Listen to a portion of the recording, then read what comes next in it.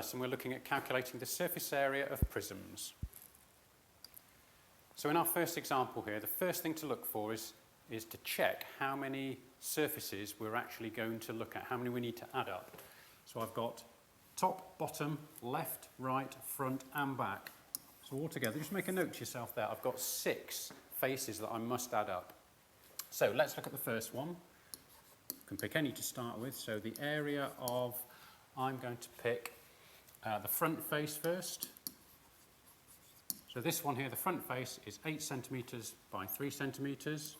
So 8 times 3 is 24, and don't forget the units, square centimetres. So if the front is 24 centimetres, the back must also be 24 centimetres as well, because this particular prism is a cuboid. So the area of the back face, I can just copy that down and say that's 24 as well, 24 square centimetres. Okay, let's pick another one now. Let's pick the base. So the area of the base here, 8 centimetres by 10 centimetres. Gives me 80 square centimetres. And if the base is 80 square centimetres, then the top must be the same. So area of the top also equals 80 square centimetres. Okay, 2 more to go. The left-hand side here. So the area of the left, you can see it's 3 centimetres tall. It goes back 10 centimetres. So 3 times 10 gives me 30 square centimetres. And if the left face area is 30 square centimetres, the right face here as well must also be 30 square centimetres.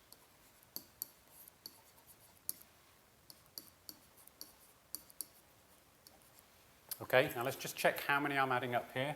I've got 1, 2, 3, 4, 5, 6. Check back with what I put at the start here. Yep, I've got all of them. I'm including all the faces. Now I can add them all up. So if I add all of these up here, let's see, I've got 4 and 4 that gives me 8. And here I've got 10, 20, 26. So there's my total. Just make sure that I write it down fully as my total. So my final surface area is 268, and don't forget your units, centimetres and square centimetres there, because we're talking about surface area.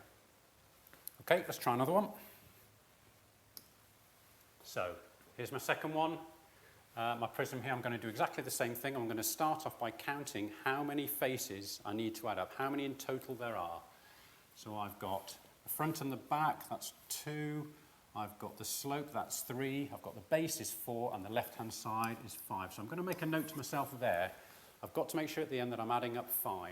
Let's take each one in turn then. So the first one, what shall I start with? Let's start with the front here, so that triangle. Area of the front. Okay, you should know that the area of a triangle is half the base times the height. So a half times the base of the triangle is 4, and the height is 3. Half times 4 times 3, half times 4 is 2, 2 times 3 is 6, don't forget your units, square centimetres. So that's the front. If the front is 6 square centimetres, we can see, particularly as it's a prism, if I go to the back face there must also be 6 centimetres, because it's the same shape and same size. So the area of the back is 6 square centimetres. Then let's pick the base. The area of the base, if we look at the dimensions of the base, it's 4 centimetres by 11 centimetres,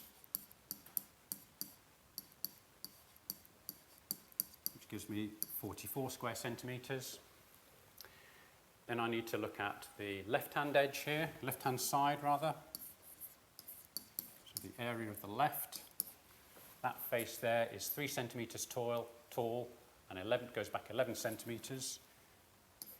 So 3 times 11 gives me 33 square centimetres. And the only one I've not done so far is the sloping face there. So last of all, the area of the slope. If I look at the slope, that length of the slope there is 5 centimetres and it goes back 11 centimetres. So the area of that slope is 5 times 11 centimetres, which is 55 square centimetres. Okay, I think I've got them all, but let's just check. Let's just add them all up. I've got 1, 2, 3, 4, 5 faces. Check back with the note I made at the start. I knew I needed to add up 5. So yes, I've got them all. I can now add them all up. Okay, so let's do my sums here. That's 12, 16, 19, 24 there. Then adding up my tens column, 9, 10, 11, 12, 13, 14. Okay, and then don't forget to write down my title here. So my final surface area